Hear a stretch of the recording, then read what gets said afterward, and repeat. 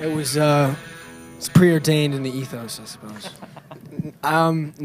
We grew up in a very creatively free environment, so we kind of grew up around a lot of vinyl and music, and not just music, but film and literature and things like that.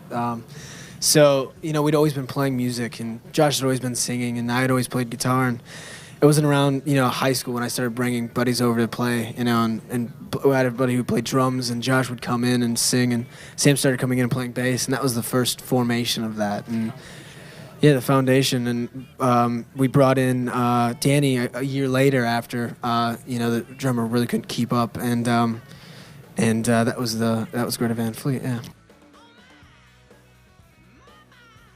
it was quite romantic. What are we doing? Phaser effects? No. It was. I like that sort of Americana sort of coming about. It's one of those. I don't know. It's almost touristy, but in a way, it's very progressive. Her name was Greta Van Fleet. Now, we took out the N because we just assumed that people were going to have problems with the N, and we'd just call it Greta anyhow. So it was like skipping that whole ordeal, I'm sure. But it was like, let's see, what was it? The original drummer, Kyle, would come around when he was... We had like the first show we ever played was Autofest in Frankenmuth, downtown. So it was like we had gone through so many names. And then at some point, it was just the day before we were going to have our first show and be out in the streets with all of those people out there, and it was playing, it was like, as I walked through, it was like, what are we going to do? And then, Kyle came back from lunch with his grandfather, who dropped him off for practice and said, I've got to go chop wood for Gretna, because it's like fall time, and so he goes, Greta Van Fleet, that kind of thing. That's a cool name, right? And we're from Michigan, so that's what we do. We cut wood all the time. We chop wood up there, yeah. It gets cold. We fit in. I guess writing music is a natural process that is always going on. We like even walking down the street, something could be going through your head. It's good. It's like in the way that we write, there isn't really a formulaic way that's done. It just songs kind of write themselves when they come. So like I remember I was lying in bed and I was just kind of pondering through some melodies and stuff, and I came up with a riff. It was like 3 a.m. So I'm like, all right, now I had to get up and go and put it down. Yeah. You can actually see Jake in his sleep sometimes doing this. I've been told. I'm not even kidding. He does that in his sleep. It's phenomenal. It's like, wow, if I was doing what I was supposed to do on stage in my sleep, nobody would get any rest at all, Yeah, I don't think we ever fight about that stuff. I mean, we're all quite versed at playing, many instruments. So Sam can play, keys, and he plays drums and bass and guitar, and I can play a little bit of keys, drums, bass, guitar, and none of us have ever taken a lesson in our life. So yeah, we kind of autodidactics. Yeah, we kind of had to teach ourselves, and so yeah.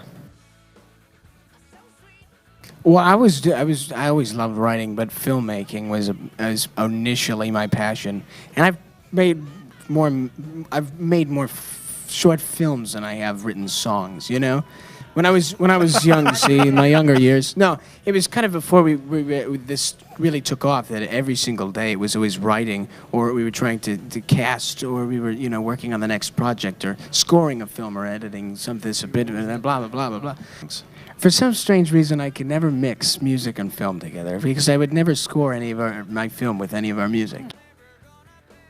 I think the one common place that we all meet is the blues, and so Elmore, being a guitarist, I think for me I would be Elmore James and Muddy Waters, and a lot of the roots stuff that we grew up listening to, and we all kind of have varying influences. My favorite blues artist is Howlin' Wolf. Something about that's magical. Oh, Lightning Hopkins. Everybody kind of could almost go off into their own category as musicians in this band, And Jake seems to be more rock and roll foundation. If I said rock without the roll, he'd get all upset about it.